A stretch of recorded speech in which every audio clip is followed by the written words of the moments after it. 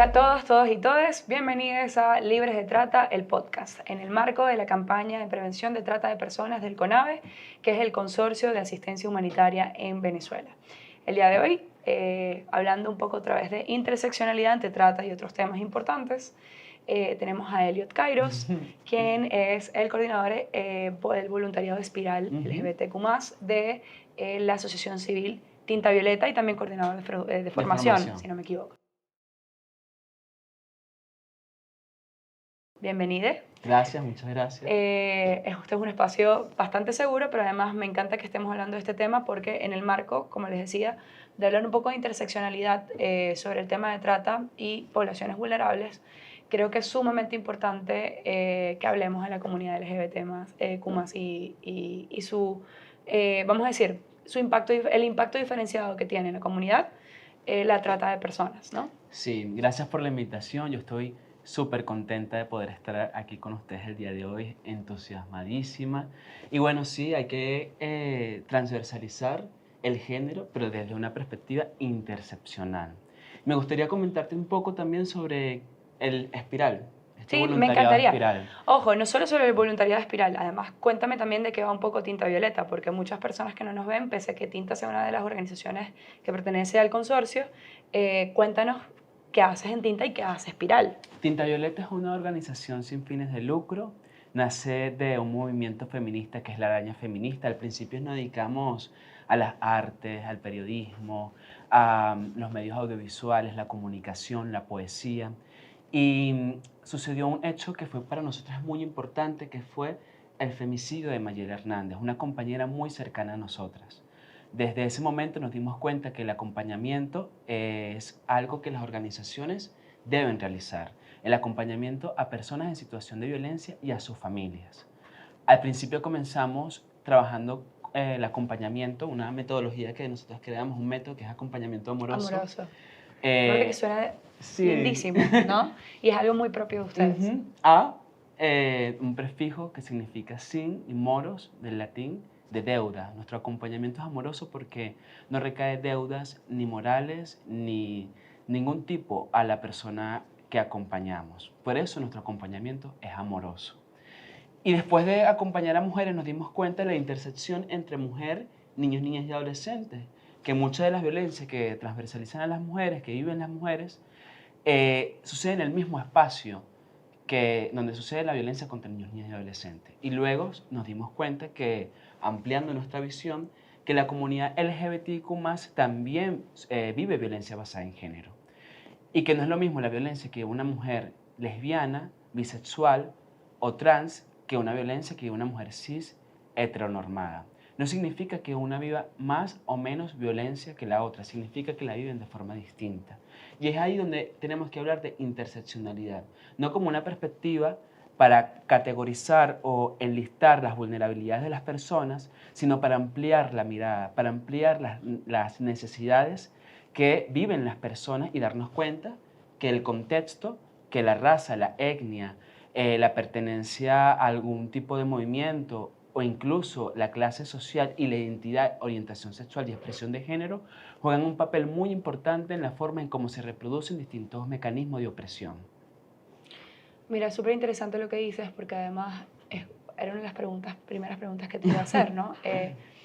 Por eso, evidentemente, también cuando trabajas interseccionalidad te das cuenta que, por ejemplo, la comunidad LGBTQ+ también tiene que pertenecer a ese trabajo como interseccional, entendiendo estos rasgos que decías, ¿no? Que no es que disminuyamos la violencia que padecen algunas personas u otras, no, es que por tener ciertos componentes, que no es componentes, sino cuestiones de la vida, contextos sociales, haber nacido en un contexto, haber nacido en una raza, ser, por ejemplo, una mujer lesbiana, cisgénero, o incluso una mujer lesbiana trans, te hacen completamente distinto en ciertos aspectos. Sin embargo, sigues padeciendo digamos, el mismo tipo de violencia, ¿no? Pero poco se habla de ese tema de la interseccionalidad también entre la comunidad LGBTQ+ y otros tipos de violencias. Pero cuando hablamos, por ejemplo, en este marco de esta campaña de trata, hay algo que te quería preguntar y tiene que ver con eso. ¿Por qué, por ejemplo, consideras tú que no existen tantas estadísticas que hablan de cómo impacta la trata de personas a la comunidad LGBTQ+? Por la heteronorma. Tenemos que hablar sobre, hablamos mucho del patriarcado, pero no hablamos del sistema cis-hetero-patriarcal, ¿no? Cis significa de este lado, ¿no? Y el sistema cis-heteropatriarcal lo que hace es que asumamos las orientaciones sexuales y la identidad de las personas. Entonces, cuando estamos frente a casos de trata, los especialistas en esta área, o por no tener conocimiento, o porque identificar la expresión o la identidad, orientación sexual de una persona implica un proceso muy sensible que no saben cómo realizar, terminan asumiendo que son personas heterosexuales solo por el prejuicio de cómo se miran o de qué tienen entre las piernas, refiriéndome específicamente a los genitales. O terminan asumiendo también su orientación sexual. Además, no en todos los contextos decir tu orientación sexual es seguro. Hay que recordar que en muchos países está penalizado con muerte y cárcel las orientaciones sexuales distintas a las heteronormadas. Y eso es lo que y eso es lo que hace que sea más difícil y se dificulte poder identificar y atender a las personas LGBTIQ+ sobrevivientes de trata de personas. Fíjate, o sea, ¿considerarías entonces, esta otra pregunta que te iba a decir, pero básicamente me la contestaste, ¿no? Que es, porque entonces... Siempre, siempre precoz. Sí, no, no pasa nada, pero, por ejemplo, ya asumiéndolo también como que, a ver, contextualizando y como asumiendo un poco más el contexto, ¿por qué crees que la población LGBTQ+ es invisibilizada? No solo sobre el contexto de trata, ¿no? Sino en líneas generales, pero claro, atañándonos un poquito, hablando un poquito más del contexto de trata, porque entonces, o sea, tiene que ver el hecho del, o sea, que existe un heteropatriarcado que sesga de repente cosas distintas o sexos, géneros distintos, ¿sabes? Como que sexo, género, diversidad diferentes a la heteronormada, o tiene que ver algo, o sea, hay algo más implícito en el tema de la invisibilidad.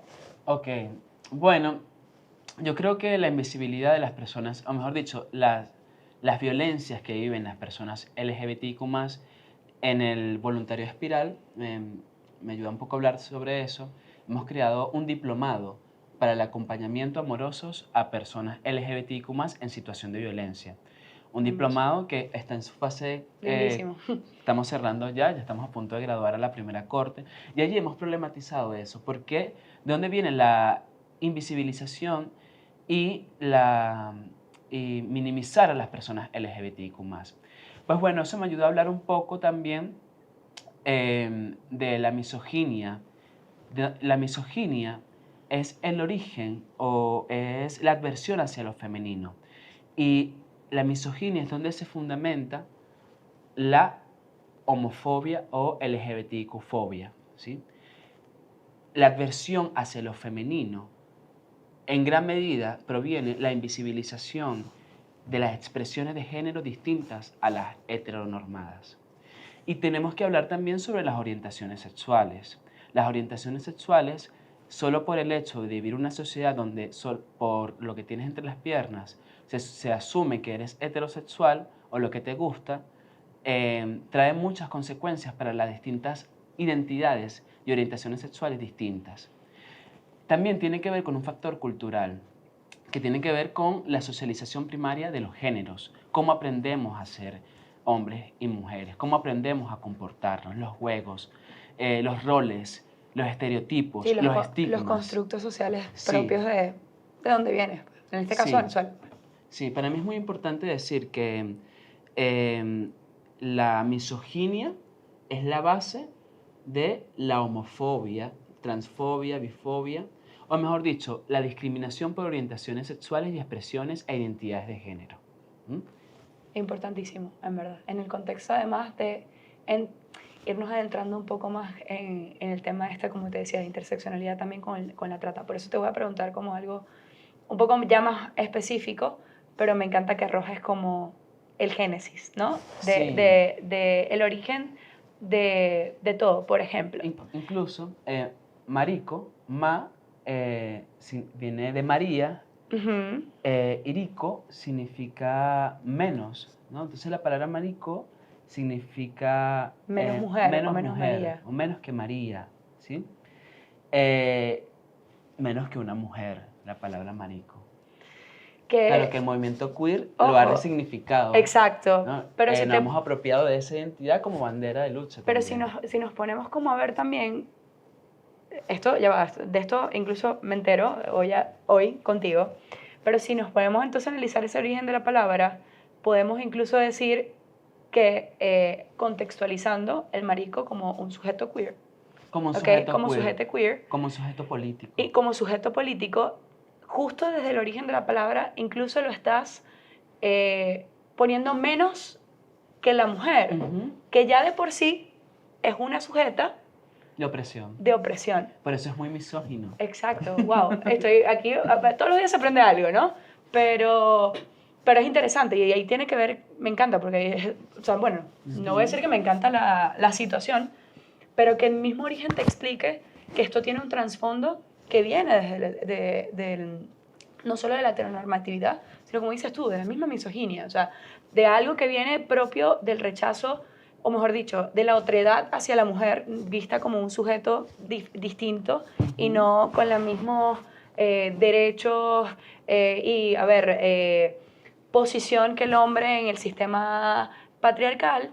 Pero esto me hace entender un poco por qué también estamos invisibilizados como comunidad LGBTQ+. O sea, es un tema de, mira, desde incluso los términos que utilizamos, ya estamos siendo sujetos de otredad, incluso de ya la persona o la sujeta que es vista como el otro, menos. Efectivamente. Y bueno, y el movimiento queer ha reivindicado estos insultos.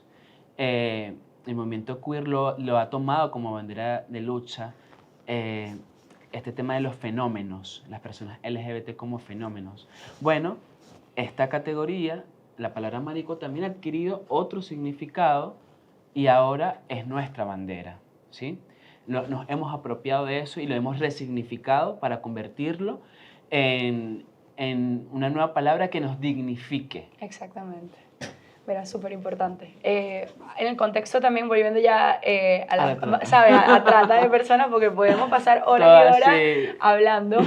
Hay algo que me interesa saber, ¿no? Y es, ¿consideras que, por ejemplo, las personas de la comunidad LGBTQ+, son más expuestas al delito de la trata? Esa es una pregunta. Y la otra pregunta en el marco de esa, ¿cuáles son los factores que nos hacen más vulnerables ante el delito? Bueno, me gustaría decir que para comenzar que la esperanza de vida de las personas trans es de entre 30 a 32 años, ¿no? Y muy similar pasa con las personas no binarias. Es decir, todas, todos y todas somos propensos o propensas a ser víctimas de trata, pero no todas y todos de la misma forma. Las personas LGBTIQ+, especialmente las personas trans y no binarias, pasa algo muy importante con esta población, que es el tema de la identidad. ¿Sí? El derecho a la identidad juega un papel muy importante porque al no poder tener derecho a la identidad, que implica el reconocimiento legal y en todas las instituciones de tu nombre social y de tu identidad de género, limita muchísimo el acceso a cualquier tipo de servicios, incluso al trabajo. Entonces, pasa con las personas trans y no binarias, y los captadores lo saben. Los captadores saben que las personas trans y no binarias no tienen derechos a la identidad, ¿sí? Y son parte de su público o su foco de atención en esta población específicamente, con fines de explotación sexual, ¿sí? Y eso es un factor de riesgo, el tema de la identidad. Otro factor de riesgo que también es un poco transversal a las personas de la comunidad LGBTIQ+, tiene que ver con el apoyo familiar.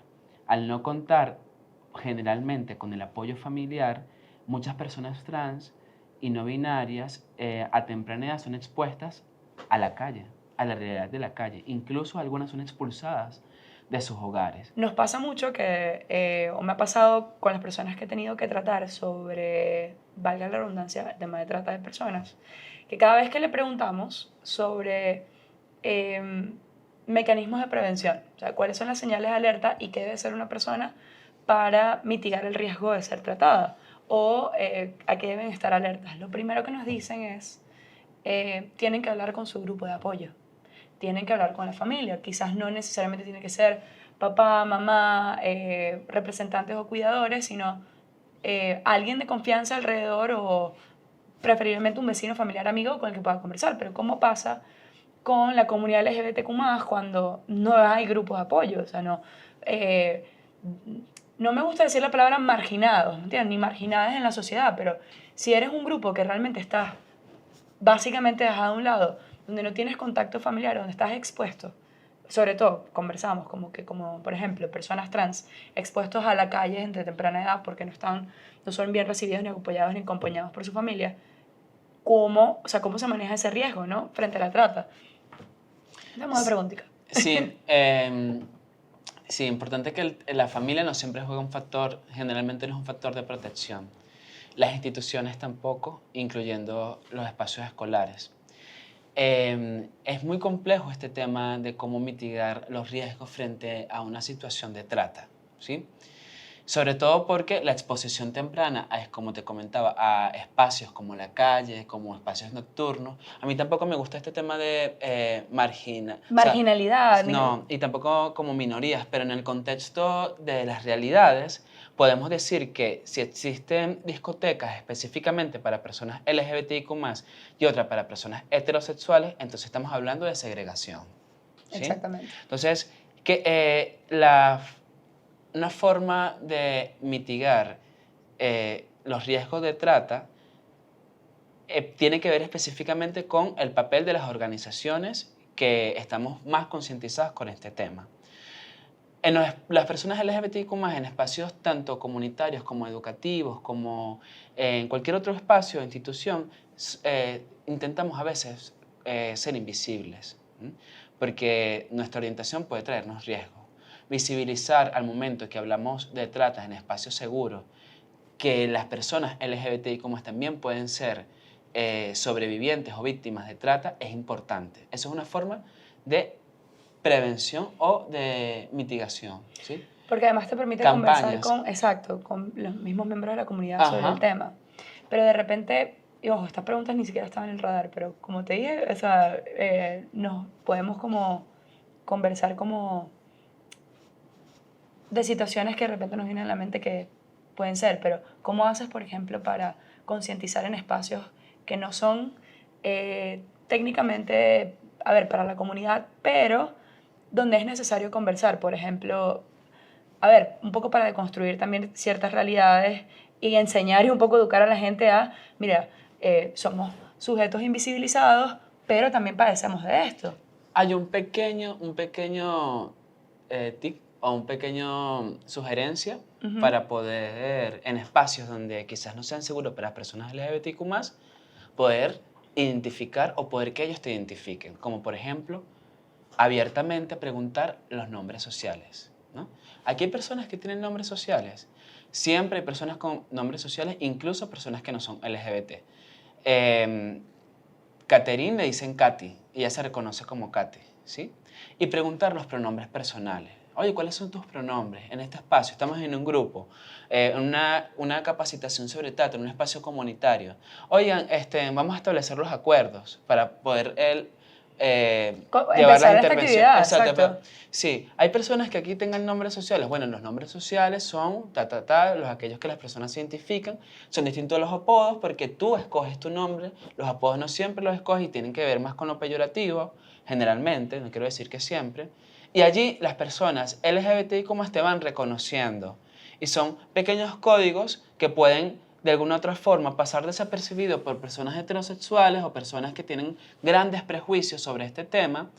Y porque las personas, como repito, heterosexuales tienen nombres sociales, ¿sí? Y ellos mismas los reconocen en estos espacios, pero no va a pasar desapercibido por personas LGBTIQ+. Esa es una forma de poder identificar en espacios, digamos, un poco más amplios cuáles son las personas y de repente invitar, ¿sabes? Como a abrir el tema y conversarlo. Como que, bueno, ya identificando, conseguimos acuerdos y puntos en común. Que de repente no somos, creemos que somos muy diferentes, pero tenemos puntos en común que son sencillos y que de repente a mí me afectan más. Por ejemplo, una persona trans le puede afectar más porque este es mi nombre social, pero yo no, ¿sabes? No puedo cambiarlo directamente, ni tampoco puedo recibirlo legalmente al nivel de identificación. Pero bueno, eso, agarren ese dato, tomen ese tip, así pueden como también romper un poco la barrera y generar muchísima más empatía para hacer un espacio seguro, en espacios que no necesariamente son espacios de la comunidad. Sí. Otros factores de riesgo pueden ser también los problemas de salud mental. Las personas LGBTIQ+, debido a toda la discriminación que reciben, presentan problemas de salud mental asociados con la depresión, ideación suicida, ansiedad crónica. Otro riesgo también puede ser la temprana exposición a abusos sexuales y precisamente son más fáciles para los agresores ocultarlos y responsabilizar a la persona sobreviviente. Porque es que, míralo, es un niño que parece una niña, que se comporta como una niña, ¿sí? No, es más fácil responsabilizar a los y las sobrevivientes y les sobrevivientes a razón de su orientación sexual o su expresión de género, ¿no? Y los agresores se limpian las manos, ¿ok? Y otro factor de riesgo yo también diría que es el tema del acceso a, a información de salud sexual y reproductiva, ¿m? Y a métodos distintos, por ejemplo, para la prevención del VIH, como el profiláctico exposición, preexposición. No hay, ¿no? Y para las personas que ya tienen VIH es mucho más difícil a veces conseguir los retrovirales, ¿no? Entonces yo creo que es importante avanzar, que comencemos a hablar de ¿no? De nuevos métodos para prevenir infecciones de transmisión sexual y que de alguna u otra forma entendamos que lo que mata es el estigma. Y que una persona con VIH, que además es una persona LGBTIQ+, y que tiene problemas de salud mental, es más propensa a ser captada por traficantes. Es que justamente esa, o sea, pareciera que estuvieses presidiendo mis preguntas todo el tiempo, pero me encanta, porque justo te iba a preguntar eso, o sea, lamentablemente aún existe un gran estigma sobre la comunidad LGBTQ+. Y por eso te iba a preguntar, como, ¿hay desafíos específicos propios de la comunidad que se enfrentan, por ejemplo, después de ser rescatados de una red de trata? O sea, que implican también desafíos frente a escapar de estas situaciones. Ya mencionaste uno importante y es como también tema de la salud mental, ¿no? O sea, de repente una persona que está en una posición, en una situación de calle, que ha sufrido muchísimo durante toda su vida y ya está como expuesta a una red, puede ser más propensa incluso a continuar de repente en esa red de trata. ¿Y cuáles son entonces, por eso te pregunto más, los desafíos incluso para sacarlos de la situación?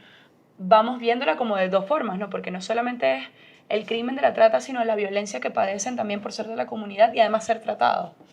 Sí, ahí pasa algo muy interesante que tiene que ver con los medios de vida. Comentaba al principio que para las personas trans, no binarias e incluso para las personas generalmente de la comunidad LGBTIQ+, con una expresión de género distinta a la heteronormada, el trabajo, conseguir trabajo es un desafío. Y entonces terminan en trabajos que muchas veces reproducen estereotipos, o mejor dicho, es lo que la sociedad les permite hacer, como puede ser peluquero, peluquera, estilista, ¿no? Trabajar en el mundo del estilismo, que está bien, ¿sí? Pero también tiene que ver con la cosificación que la sociedad le da a las personas y en dónde la posiciona y qué es lo que pueden hacer. Evidentemente las personas trans y no binarias con un derecho a la identidad pueden hacer muchas otras cosas, pueden tener acceso a mejores trabajos, mejores estudios y educación. Entonces, en ese ámbito, yo diría que los medios de vida juegan un papel muy importante, ¿no? Procurar que existan espacios laborales donde las personas LGBTIQ+ puedan no solamente ejercer, sino también que su identidad se les sea reconocida, es un desafío que tenemos como comunidad LGBTIQ+. Pero eso implica también hablar necesariamente, y puedo que sea un poco insistente en esto, en el derecho a la identidad. Totalmente. Todo pasa por el derecho a la identidad. Absolutamente todo. Y entender también que el derecho a la identidad implica también un montón de otras cosas, abrir un montón de otras discusiones. como puede ser el derecho a la maternidad conjunta Totalmente. o la familia homo, lesbo o transparentales, ¿sí? Em, y refiriéndome específicamente a la trata, las personas LGBTQ+, si en algo ha sido un factor de protección, o bueno, yo no voy a generalizar, voy a hablar de mi experiencia, han sido las amigas. Las amigas, las compañeras feministas, mis amigas desde pequeña siempre me han apoyado. Incluso recuerdo yo una vez que estaba en el colegio y mis amigas defendían mi orientación sexual. Ok. Ellas ya- Tuviste el privilegio de tener amigas. esas amigas. Tuve el privilegio de tener amigas, porque no todas las tienen. Exactamente.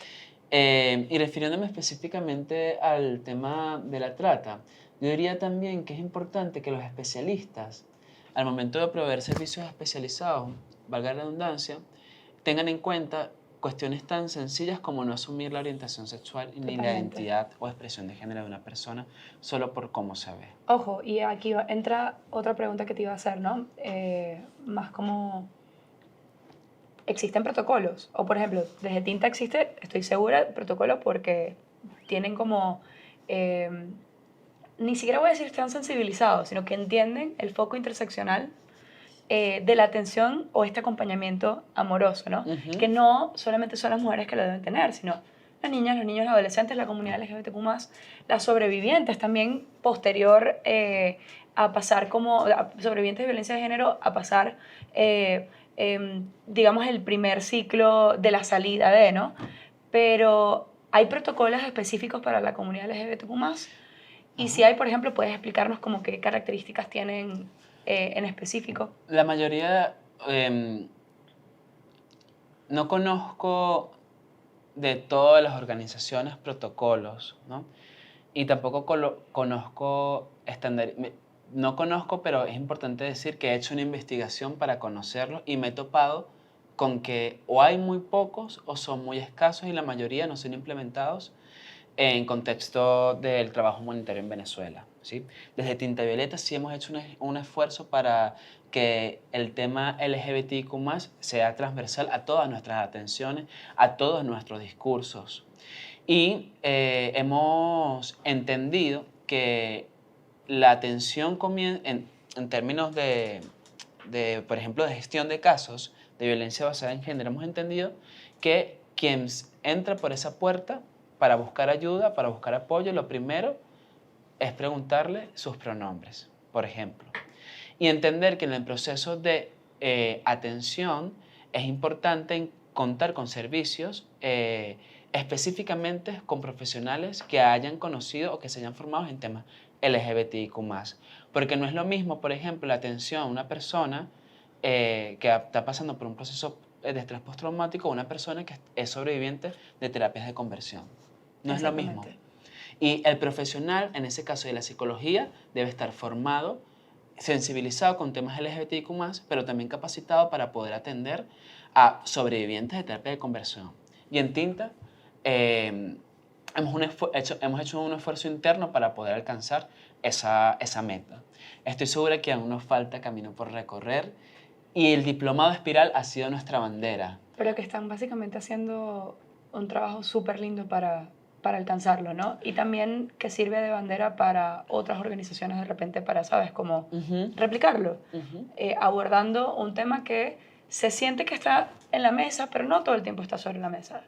Y no es que esté silenciado, pero es que se asume como que forma parte también de lo demás. Y no. O sea, hay necesidades que son propias de la comunidad LGBT+. Hay necesidades que son propias de la comunidad. Y atendiendo a eso, y que también, por ejemplo, como hay necesidades propias, se requieren servicios especializados para la comunidad, te hago esta pregunta, ¿no? ¿Qué consejos o información importante quieres compartir con la comunidad del podcast, o nuestra audiencia, para prevenir la trata en la comunidad LGBTQ+, pero también para abordar, tener buenas prácticas para abordar también sobrevivientes en materia de trata? Se me olvidó decir también algo, que los medios, por lo general, es el tema del trabajo, ¿no? Los medios de captación, la promesa del trabajo, pero los fines es la explotación sexual generalmente. Y sucede en estudios estudios, ¿no?, de grabación donde se graba contenido y este contenido, por lo general, las personas que LGBTQ más que llegan a estos espacios, luego se les endeuda con alojamiento, con comida y por lo general y por el traslado. Y por lo general no reciben lo que correspondería al trabajo que están realizando, con fines de explotación sexual. Y que la trata puede ser internacional, o sea, puede ser a otros países como España o como en Colombia, donde hemos recibido alertas importantes, pero también puede ser nacional, ¿sí? Espacios o estudios donde un apartamento donde viven distintos jóvenes en situación de hacinamiento, que por lo general viven en la periferia o en países, o en estados distintos al distrito capital, que vienen a estudiar y que necesitan trabajo. ¿M? Y personas muy jóvenes, ¿ok? Con la promesa de poder no solamente que un espacio donde vivir y el arrendamiento, sino también que te van a pagar por eso. Y eso son formas de trata también, de trata interna. Frente a la trata no hay consentimiento. Y eso es algo que siempre tenemos que tener muy en cuenta al momento de las organizaciones que atendemos y al momento también de las instituciones que abordan estos casos. No hay consentimiento porque siempre se consigue a través del chantaje emocional, la manipulación afectiva y las promesas de un mundo mejor, la promesa de que tu vida va a cambiar O de obtener económicamente. algo que efectivamente deseas y se valen de ese deseo para literalmente tratar a las Exactamente, personas. de las necesidades de las personas, ¿no? Se me olvidó tu pregunta. No, me encantó. Mira, no. Como ya más modo de cierre, ¿no? Pero la estabas abordando súper bien. Era eso, como qué consejos le darías también, qué Ya. información pueden también transmitir o tienen desde Tinta Violeta que pueda ser de uso no solo para organizaciones, porque realmente no estamos hablando, a ver, estos episodios o este podcast no tiene la idea como de educar a las organizaciones, sino a la gente, ¿no? Ok. Ese es el foco, ese es nuestro foco principal. Sí, organizaciones, bienvenidas, en verdad, bienvenidas todos. Si quieren revisar esta Tinta Violeta, que tiene excelente información sobre acompañamiento amoroso y sobre todo también cómo hace la comunidad LGBTQI+. Pero la pregunta era eso específico, como ¿qué herramientas, qué información tenemos a disposición desde Tinta? ¿Qué herramientas también conoce Elliot que puedan compartir extra, que puedan ser de uso para prevenir la trata en la comunidad LGBTQ+? Pero Ok. también para las personas que no sean de la comunidad, Bueno, para yo informarse. le diría a todo el mundo que se postule al diplomado Espiral en su segunda corte, que es un diplomado específicamente para el acompañamiento a personas LGBTQ en situación de Claro. violencia, y ahí tocamos el tema de la trata. Pero en términos como de recomendaciones para las personas, recomendaciones para las organizaciones, lo principal es que no se toman decisiones sobre la comunidad LGBTQ+, sin la comunidad LGBTQ+. Si tú estás pensando en iniciar un proyecto, si tú estás pensando abordar este tema, si tú estás pensando un proyecto que tenga que ver con trata y personas LGBTQ+, tienes que hablar con las personas LGBTQ+, ¿no? Sobre todo si no lo eres. Porque algo que reivindicamos mucho las personas de nuestra comunidad que ha sido históricamente patologizada, es nuestra experiencia por encima de cualquier teoría, por encima de cualquier paradigma y por encima de cualquier patologización. Entonces, escuchar a las personas LGBTIQ+, es muy importante.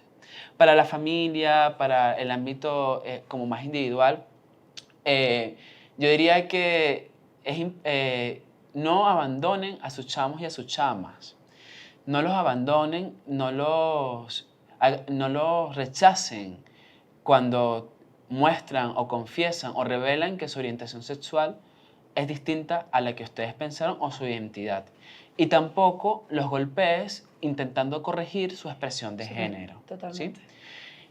Porque si podemos garantizar un ambiente familiar amoroso para las personas LGBTIQ+, van a ser menos propensas a ser sobrevivientes o víctimas de trata. Y por último, quizás ha sido como muy repetido mucho esto, pero es que es muy importante, ¿no? No asumir las orientaciones sexuales ni las expresiones de Totalmente. género de nadie, ¿sí? De hecho, consideramos como un tipo de violencia asumir las orientaciones sexuales, ¿sí? Y por último, siempre, aunque muy repetitivo también, eh, preguntar los pronombres personales y los nombres sociales. ¿Hasta cuándo? Hasta que la identidad de género y nuestra existencia nunca más sea cuestionada.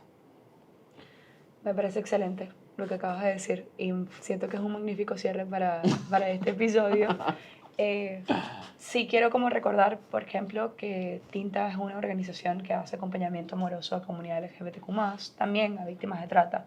Así que es un momento bueno para recordar los números de contacto de las organizaciones pertenecientes al CONAVE que hacen atención a víctimas de trata. Lo podemos mostrar acá. Ujú. Exacto, Ok. esta parte es nueva para mí, los mostramos en este momento. También si quieres, por ejemplo, promover algún servicio que tengan en relación a eso, atención, bienvenida. Bueno, nosotros en Tinte también podemos ponerlo por aquí, los números. Exactamente. Los tenemos, los tenemos. Hay unos números específicos de nuestra organización donde pueden comunicarse con nosotras.